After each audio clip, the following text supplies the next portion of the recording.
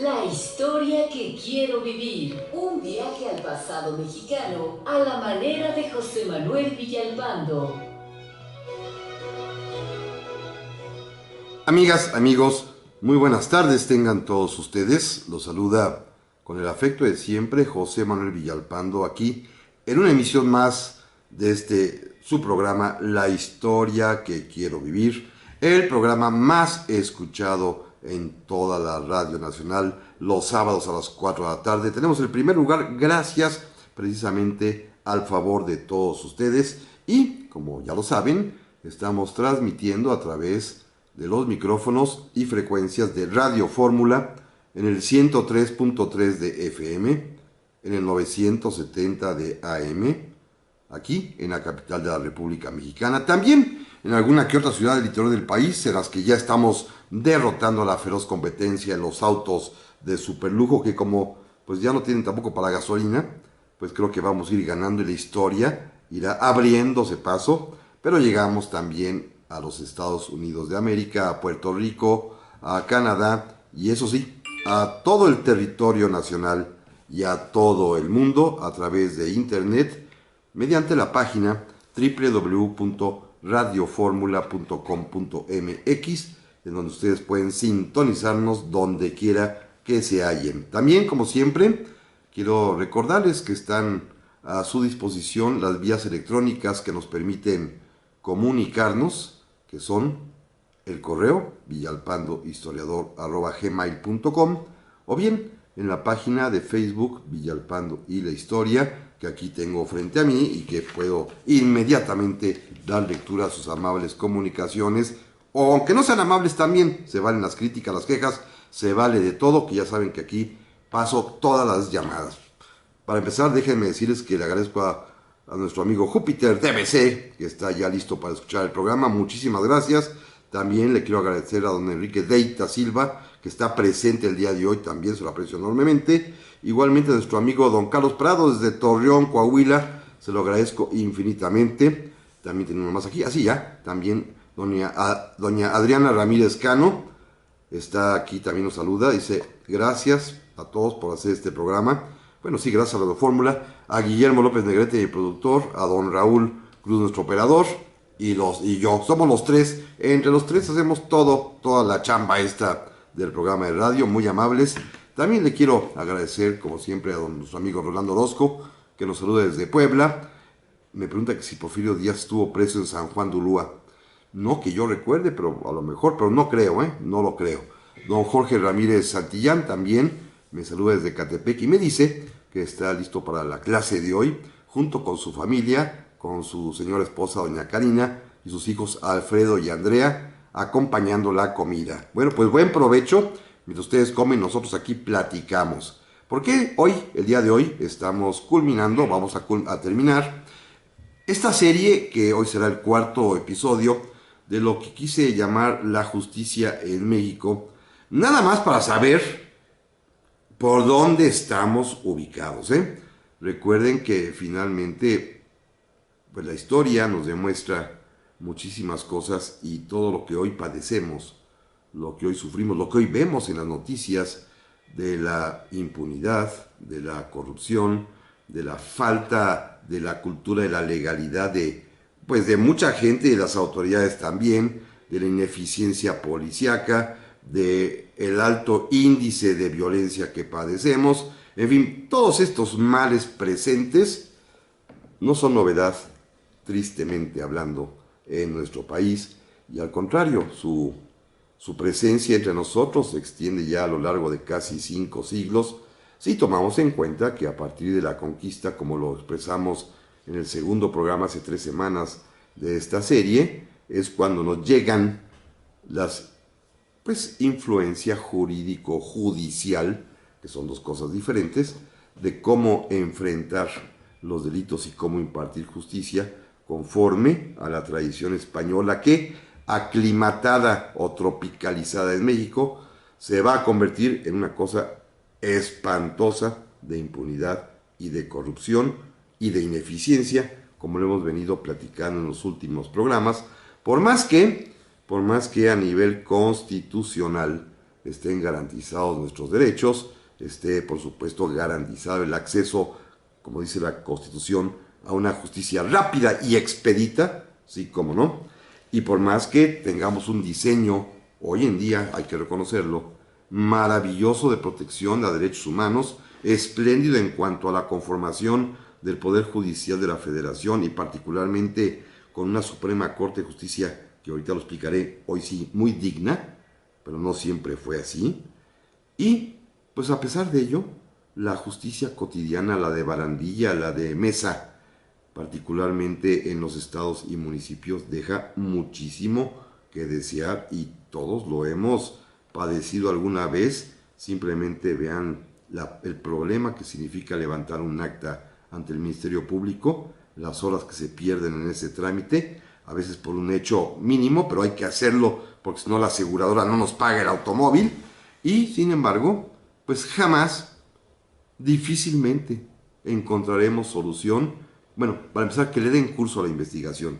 Creo que están sobrepasados como todos estamos informados. Pero bueno, vámonos de nueva cuenta al final del porfiriato. Me quedaba yo hace 8 días cuando al llegar a la presidencia Porfirio Díaz se dio cuenta de que el presidente de la Suprema Corte de Justicia era un rival en potencia y afortunadamente por este método nefasto que los constituyentes del 57 habían diseñado de que los ministros de la Corte fuesen también electos por el voto popular, había llegado, de veras por una casualidad del destino, como presidente de la Suprema Corte de Justicia, un gran abogado, jurista, un hombre preocupado por la materia de la justicia, don Ignacio Luis Vallarta, que comprendió de inmediato la terrible contradicción en la que se encontraban los dos, el presidente Díaz y él.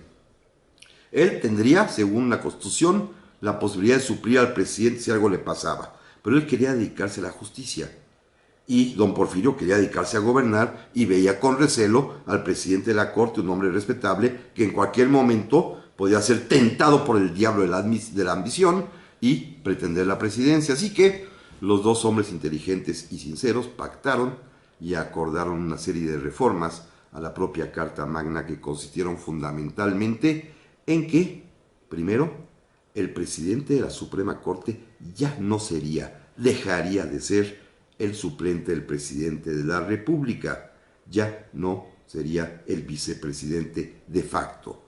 Segundo, y bien importante, los ministros de la Corte, a cambio, Vallarta recibió esto, ya no serían electos por el pueblo, que pues no había dado el pueblo muchas luces en cuanto a las elecciones, elegía políticos también, y los políticos lo que menos les importaba era la justicia, sino solamente ocupar un peldaño más en el ascenso al poder, y entonces se resolvió que los ministros de la Corte tuviesen que ser necesariamente abogados, y después de una carrera destacada y meritoria, ser considerados por el presidente de la República para presentarlos en una terna de 3, obviamente, a la consideración del Senado, para que ahí los evaluaran, examinaran, comparecieran y el Senado eligiera. Igualito que hoy en día, fíjense, tuvimos que regresar al precedente porfiriano porque, ahorita platicaremos, después fue un desastre.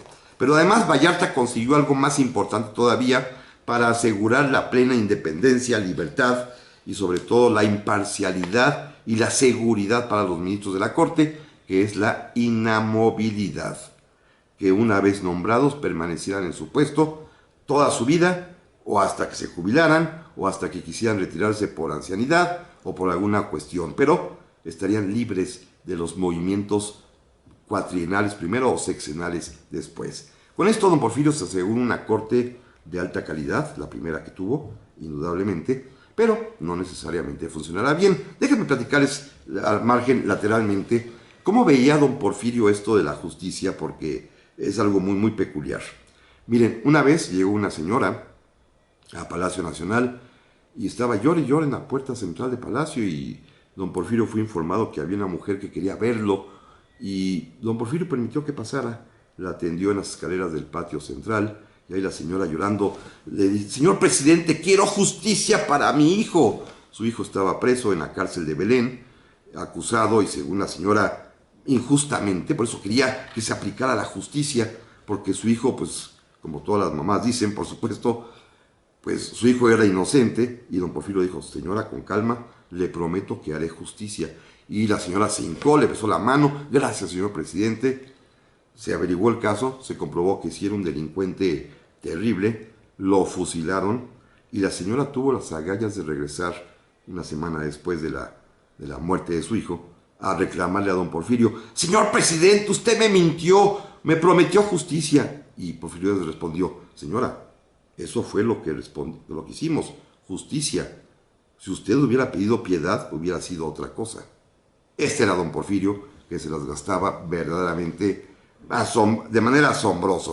También hay que decir que en su tiempo don Porfirio tuvo algún tipo de problemas y de roces con el Poder Judicial. Recuerden que él había contribuido a crear un Poder Judicial digno y respetable con este pacto que hizo con Vallarta, y la actuación, los brazos del Poder Judicial en realidad en todo el territorio son los jueces de distrito, y ahorita platicamos de esto a continuación. Y estamos de vuelta, amigas, amigos, para el segundo episodio de esta tarde, el segundo bloque. Muchísimas gracias. Quiero agradecerle a nuestro amigo don Fernando Salinas, que nos escribe siempre desde la República de Río Grande, en McAllen, Texas. Nos pide un programa sobre apaches, kikapús, en general sobre las tribus indígenas del norte y sobre lo que hizo don Porfirio con los yaquis. Es un tema bien interesante. De los kikapús hay historias muy bonitas. A ver, lo haremos pronto. También don Aurelio Duarte Ávila, que ellos son, toda la familia es de Fortín de las Flores allá en Veracruz, pero ahorita están la familia Romero, están en Puebla, así que escuchándonos. Muchas gracias, se lo aprecio enormemente. También le quiero agradecer a don Ramón Sarmiento, que me saluda desde Santa Ana, California, allá en los Estados Unidos. Muchas gracias, qué bueno que el programa llega hasta allá y que nos escuchan, porque de alguna manera es un vínculo que a nuestros hermanos que están en el exterior, pues nos une con el país. Esa es la intención que he tenido siempre. Igual, nuestro querido amigo don Víctor Torres Bueno, que está allá en Paramount, California, me hace una pregunta muy, muy delicada, que qué opino de que el presidente de la República haya relajado su seguridad, que si hay otro presidente que fue tan confiado como él. El problema es que si hay un presidente que fue muy confiado, y es uno de los modelos que tiene el presidente López Obrador, que es el presidente Francisco Madero, pero yo espero que todo salga muy, muy bien, porque es un hombre finalmente que confía en la buena voluntad de la gente, y pues este es su escudo, como él dice, que esperemos que resulte muy, muy efectivo, porque lo peor que le puede pasar a este país es tener una crisis institucional. Así que muchas gracias, don Víctor Torres Bueno, desde allá de Paramount, California. Doña Maru Uribe, que nos saluda desde Ensenada, Baja California, también muchísimas gracias. Don Pedro Rodríguez León, desde el barrio de San Miguelito en Iztapalapa, muchísimas gracias, se lo aprecio enormemente.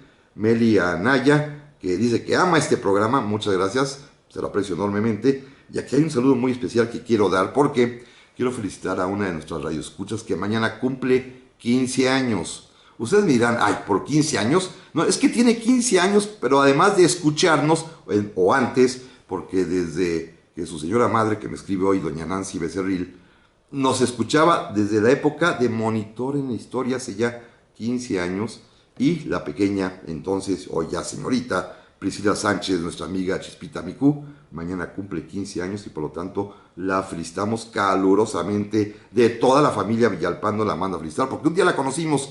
Recuerdo perfectamente bien el día que vino a una feria de libro de minería donde presentara yo algún libro, y ahí tuve el placer de conocerlos, a él, a su señora madre, a su padre. Así que felicidades a Priscila Chispita Micú por sus primeros 15 años de vida. Bueno, vamos a seguir rápidamente, ya hay más mensajes, pero en el siguiente bloque les voy a dar lectura. Don Porfirio tenía esta idea de la justicia muy, muy peculiar. Creía en ella, en una justicia, si ustedes quieren, muy simple, que es castigar al delincuente, y por eso algo que sí le debemos reconocer.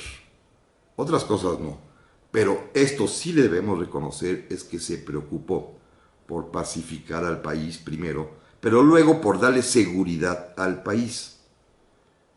Evidentemente la criminalidad urbana, el carterista, el ladroncito, incluso el asesinato, algunas cuestiones no disminuyeron, pero a él le preocupaba muchísimo la seguridad en los caminos, en las vías de comunicación, particularmente en el ferrocarril, y en general en todo tipo de caminos por todo el país, y para cuidarlos instituyó el cuerpo de rurales, los famosos y temibles rurales, que como bien decía el propio don Porfirio, estaban formados estos escuadrones de hombres vestidos a la manera ranchera, como si fueran charros mexicanos, por hombres que antes habían sido delincuentes, que habían sido de alguna manera redimidos y aceptados por el gobierno, porque no se podría combatir a demonios con ángeles, decía Porfirio Díaz, sino que la única manera de vencer esos demonios eran con otros demonios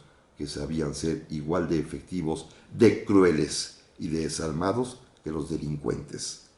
De alguna manera estaba copiando un sistema de un siglo anterior que platicamos de él hace 2 programas, que es el de la acordada, ¿se acuerdan? Este tribunal ambulante que recorría los caminos, y así como lo hacían los de la acordada, los rurales cada vez que encontraban un delincuente, así de simple y rápido, lo colgaban, lo ejecutaban de inmediato, y con esto pues se hizo la paz en el campo y en los caminos, se cuidó los ferrocarriles que no fueron asaltados. Ya después en época revolucionaria pues ya los asaltaban cada rato, pero con don Porfirio, nanay, no se permitió nada de eso. Y en los casos de duda, fíjense qué interesante, a delincuente cogido infraganti lo colgaban de plano. Y en los casos de duda de que si era sospechoso, que si no, que si tenía coartada, pero había indicios de que podía ser, la orden para los rurales era muy clara: la ley fuga. Ándale pues, vete muchacho. Y nomás el fulano empezaba a caminar o a correr, daba la espalda y lo acribillaban a tiros, aduciendo después que había tratado de escaparse.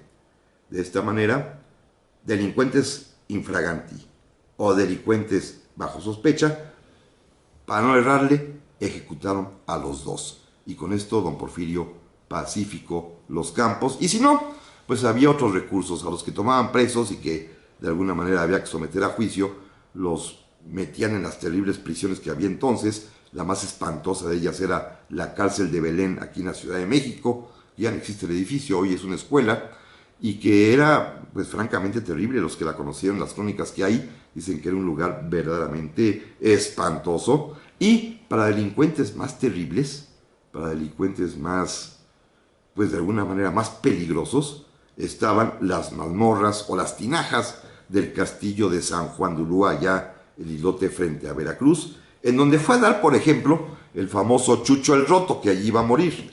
Allí a este hombre, que era un auténtico ídolo popular, porque era algo así como el Robin Hood mexicano, ya que robaba y estafaba para darles dinero a los pobres. Era cierto esto, y que fue de alguna manera traicionado porque se enamoró de una señorita. ¿Se acuerdan de la película? Era muy, muy buena esa película también, con Eduardo López, no me acuerdo qué, el actor. Chucho el Roto, la señorita de Frisac, Matilde de Frisac, que se enamora de él y se enoja el tío o el papá y lo meten a la cárcel, se escapa varias veces de la prisión, era muy astuto, pero fue a dar finalmente a las tinajas de San Juan de Ulúa y allí va a morir. Eran las prisiones de aquel tiempo, pero don Porfirio intentó modernizar las prisiones. Fíjense, él manda a construir lo que sería después conocido como el Palacio Negro de Lecumberri, la prisión federal aquí en la Ciudad de México, la que es hoy el Archivo General de la Nación, bajo un concepto modernísimo llamado panóptico, que consiste en una serie de brazos que son las galerías donde están las celdas, que todas convergen en un punto común, desde donde los celadores, los vigilantes pueden estar mirando simplemente con darse la vuelta, con voltear la cabeza, todos los carriles de las celdas distintas, a efecto de poder controlar desde ahí la vida de los presos. Bueno, construye este Palacio de Lecumberri, y bajo su gobierno se construyen varias penitenciarías modernas en todo el país. Yo recuerdo 2 que yo conozco, debe haber más seguramente. Una de ellas la de Chihuahua, en plena capital de Chihuahua, y otra muy bonita, hoy museo también, la penitenciaría en San Luis Potosí, en donde estuvo preso precisamente Francisco Ignacio Madero.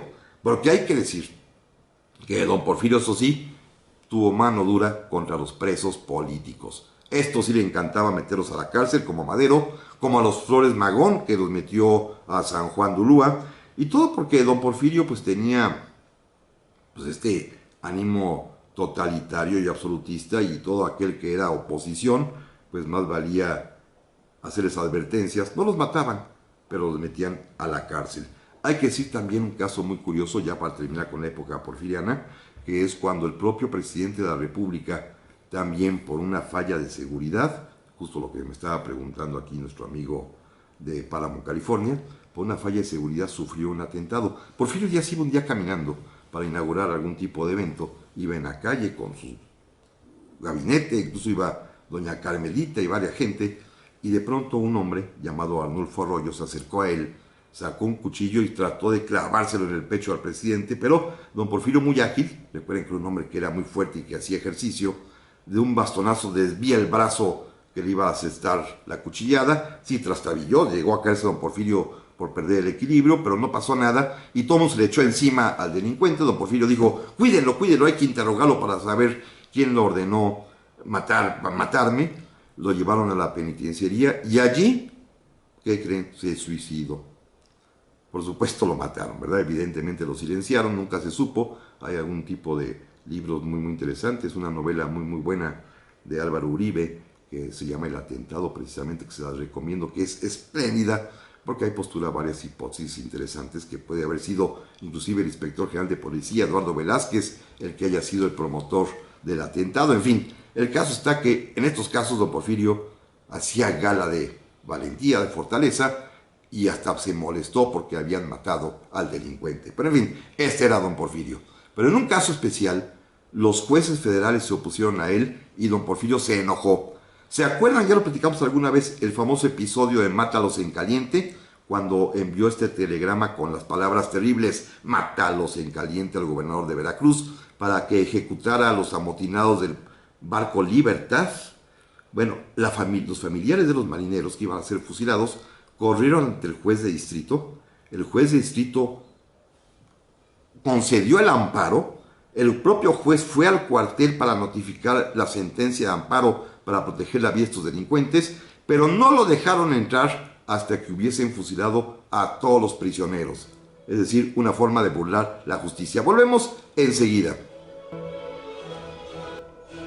Estamos aquí, amigas, amigos, para el tercer bloque de esta tarde de La Historia que Quiero Vivir. Muchas gracias por sus muchos mensajes, como don Fernando Paulina Bedillo, que está en Morelia, dice que ya se están despidiendo del frío y que está comenzando a sentirse el calor. También aquí en la Ciudad de México ya cambió el clima, afortunadamente. Yo sí padezco mucho en la época de frío, se los confieso rotundamente, y para mí el calor es maravilloso. Don Santiago Rosas de Puebla, que ojalá vaya algún día a Puebla. Fíjese que voy a ir pronto, yo le aviso cuándo, porque tengo que ir a un evento de mi propio trabajo, de la Escuela Libre de Derecho.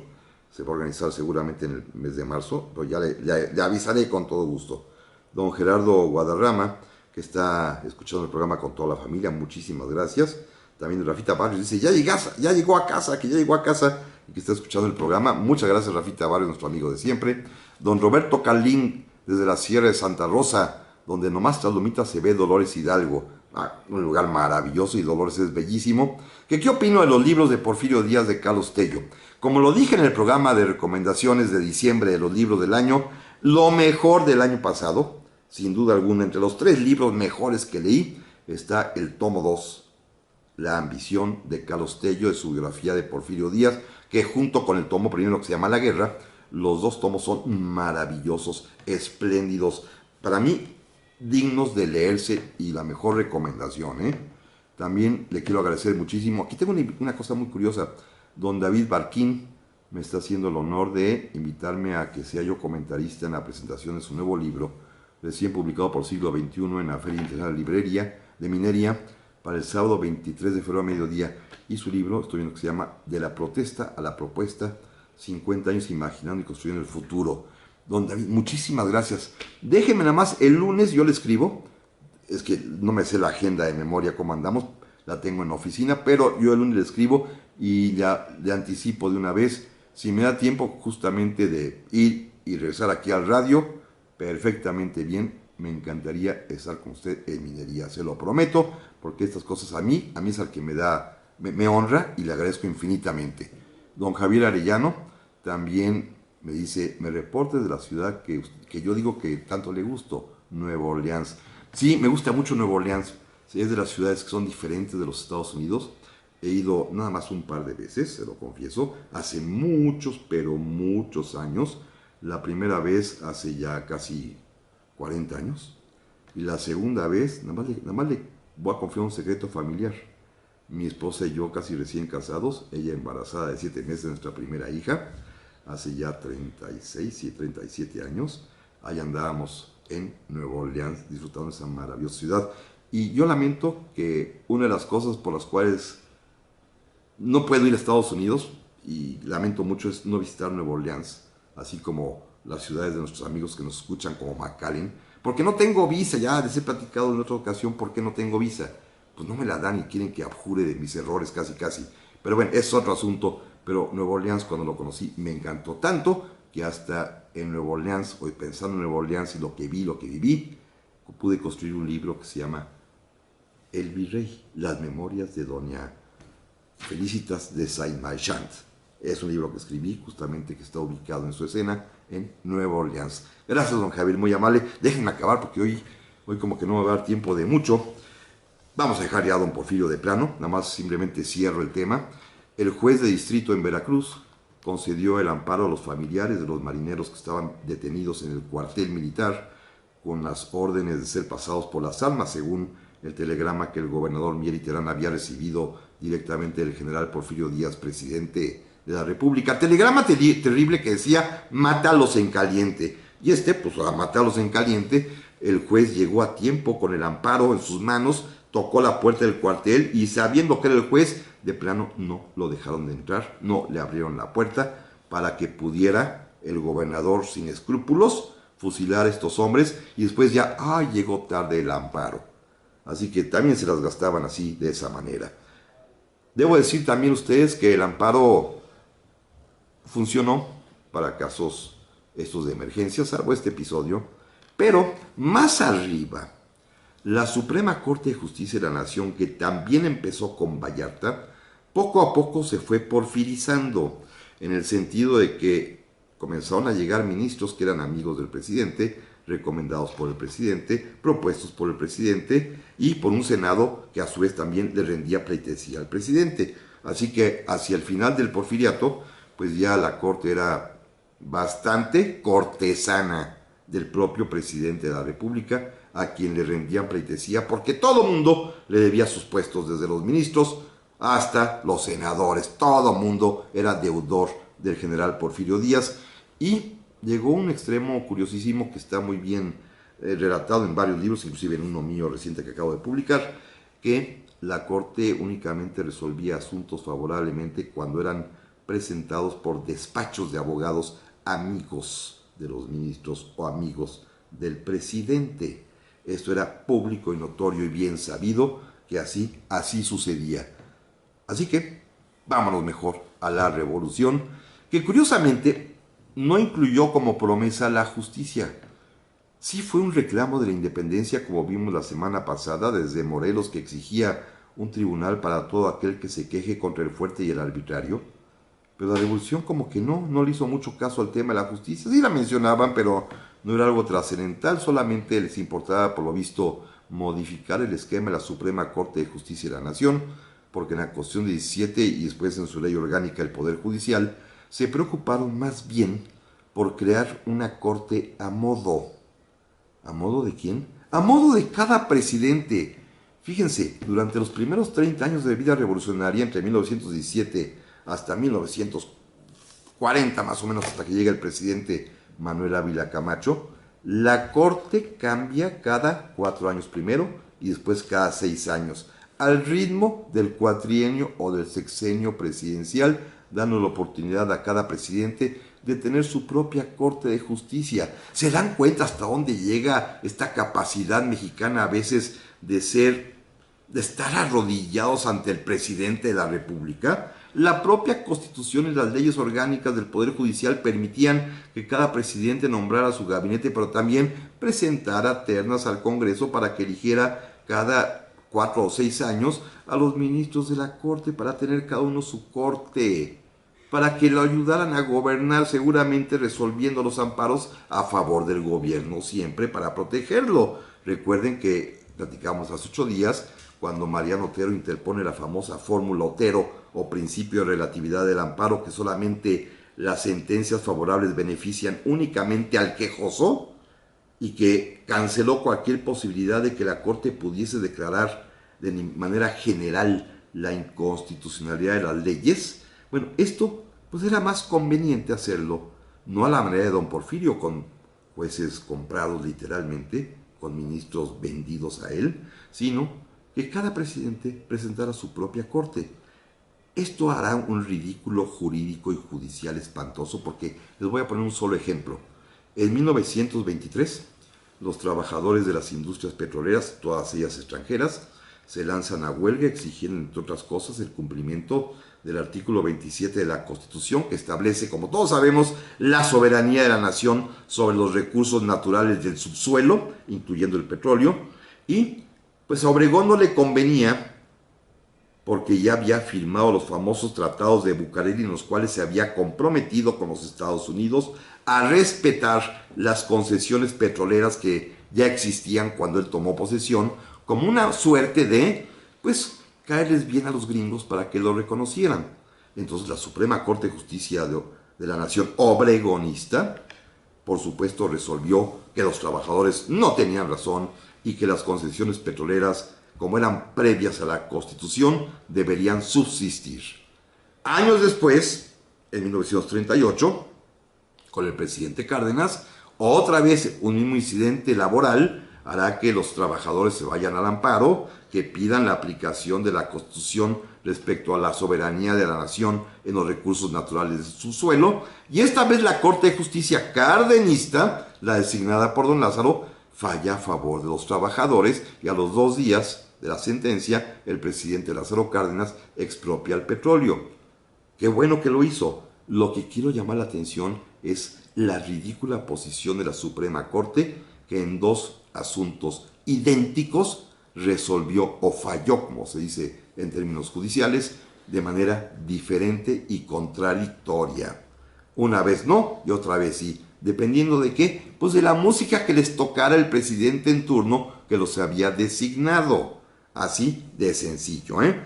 Pero bueno, esto se va a resolver hasta el año finalmente 1940, cuando cambia el contexto. Y simplemente dejen de platicarles un par de casos curiositos de algo importantísimo, porque todos sabemos que hoy en México hay justicia oral, justicia que llaman por sistema adversarial o sistema acusatorio, que es la gran novedad, que nadie sabe cómo funciona, apenas hay pininos, hay muchos traspiés.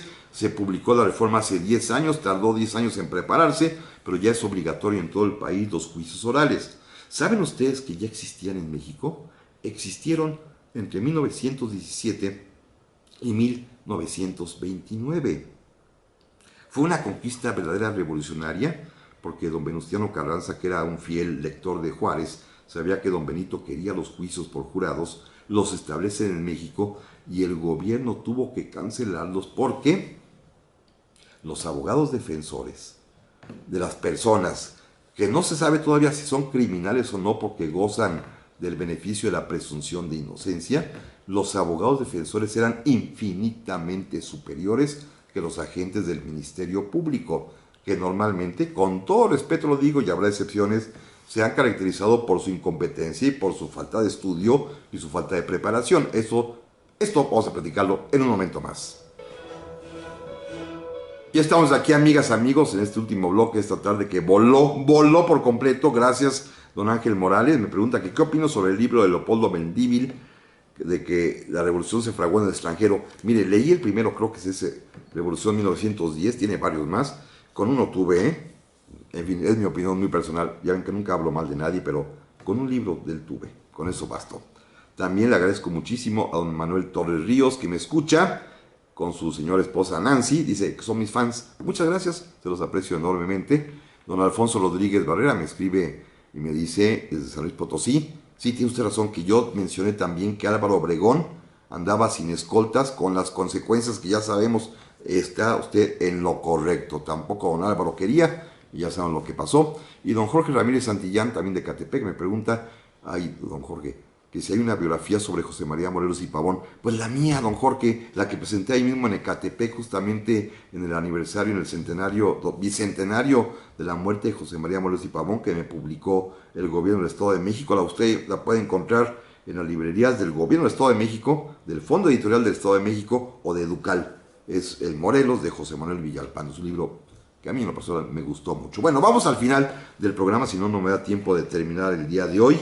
Y miren ustedes, había juicios por jurados en esos 11 años, en los cuales de manera oral, verbal, debate el agente del Ministerio Público con el abogado defensor, se interrogan testigos al acusado y eran públicos además. Repito, el riesgo está en que los abogados defensores eran más duchos y expertos que los agentes del Ministerio Público, salvo casos muy excepcionales, y era algo muy peculiar. La ley establecía que el jurado, es decir, el pueblo que debería resolver sobre la culpabilidad o inculpabilidad de los acusados, estaban formados por 7 personas. Fíjense bien, un campesino, un obrero, un pequeño propietario o empresario o comerciante, un maestro de escuela, un periodista, un servidor público y una persona electa por los demás, lo que podríamos llamar hoy del sector popular. 7 personas deberían estar presentes en todo el juicio y determinar si es culpable o no, al estilo de las películas norteamericanas o programas que hemos visto, Es decir, el jurado existía. Y claro, se salió de control porque no todos los agentes del Ministerio Público eran eficientes, y en el caso más sonado de jurado popular, que fue donde se enjuició al asesino precisamente del presidente electo Álvaro Obregón, a don José León Toral y a su cómplice la madre Conchita, el abogado defensor estuvo a punto de sacar libre a León Toral. Fue un duelo magnífico de oratoria y de elocuencia entre el agente del Ministerio Público, también un hombre de primera, Ezequiel Padilla, en contra de don Demetrio Sodi, que defendía al acusado. Y de veras, porque Ezequiel Padilla, que había sido alumno de Sodi, sacó la casta y logró ganar, y condenar a muerte a León Toral. Pero por un pelito, Demetrio Sodi les gana el juicio y sale libre León Toral. Por eso el gobierno mejor decidió acabar con aquellos juicios, porque la incompetencia generalizada, repito, con notables excepciones, de los agentes del Ministerio Público, iban a darle al traste a la justicia y hasta los delincuentes saldrían libres. Si de por sí salían los propios delincuentes confesos y presos con una buena mordida y un arreglito, pues los inocentes eran los que pagaban el pato, porque eso sí, en todo tiempo, si hay dinero, se resuelve el problema. Si no, como pasa en nuestros días, las cárceles están llenas de pobres y están llenas además también de personas que no tienen todavía sentencia definitiva por los largos atrasos que tienen los juzgados en México, más en las entidades federativas y en los municipios. A nivel federal más o menos se defienden, pero los demás dejan mucho que desear. En aquellos casos hubo casos muy sonados que eso sí ameritaron de inmediato la intervención de la policía y se hizo justicia pronta, como por ejemplo cuando el primer intento de asesinato del presidente electo Obregón, todavía candidato entonces, ¿se acuerdan? Cuando se implicó al padre Pro, aquí el presidente Calles no se tentó el corazón. Ordenaron la captura de los responsables, el ingeniero Segura Vichis y los hermanos Pro, y de paso implicaron al hermano mayor, a Agustín, el sacerdote, y a todos sin juicio previo, que los fusilan rapidito, para que no hubiera problema, o otros casos también que implicarán la atención pronta de la autoridad, como el asesinato de León Trotsky, aquí en México, que va a tener una resonancia internacional, o bien un par de casos muy curiosos que ustedes a lo mejor se acuerdan, el de Goyo Cárdenas, este multiasesino feminicida que allá en las calles de Lago, no me acuerdo, que hay en Tacuba, pues, ahí en Tacuba tenía en su casa, en su jardín, su propio cementerio de todas las muchachas de la vida galante y no tanto, que pues a los que accedían o no accedían, de todas maneras las mataba. Lo tuvieron encerrado mucho tiempo, salió en época del presidente Echeverría, se convirtió en abogado, en fin, un hombre pues digno de película, como sucedió ya y se filmó algún tipo de obra de él, o aquellas famosas mujeres en Guanajuato, ¿se acuerdan? Las Poquianchis, que son objeto de una magnífica novela que se llama Las muertas de Jorge Ibargüengoitia, este grandísimo escritor mexicano, don Jorge Ibargüengoitia, ya difunto también. Bueno, las Poquianchis, estos sí motivaron la intervención pronta de la policía, porque en otros casos la justicia pues va muy lenta, ¿eh? El asesino de Carranza nunca tuvo ningún problema con la justicia. Los asesinos de Zapata nunca tuvieron problema con la justicia. Los asesinos de Villa tampoco pisaron jamás la cárcel. Es decir, todo depende, ¿no? O aquel otro caso, ¿se acuerdan? Los de mi edad, el secuestro del famoso niño Boigas. No, bueno, son historias que vale la pena algún día platicar. Hoy no va a dar tiempo, porque la Corte llegó un momento, la Suprema Corte de Justicia, a pesar de que se restableció la inamovilidad con el presidente Ávila Camacho, llegó un momento en que la Corte estaba ya desprestigiadísima por completo. Les voy a platicar rápidamente dos casos. El día 1 de septiembre de 1982, cuando el presidente López Portillo anuncia la nacionalización de la banca, la salida del evento, un reportero le preguntó al presidente de la Suprema Corte de Justicia, el ministro Carlos del Río, que si sería posible presentar un amparo y si procedería un amparo en contra de la medida dictada por el presidente de la República. ¿Y saben qué dijo el presidente de la Corte?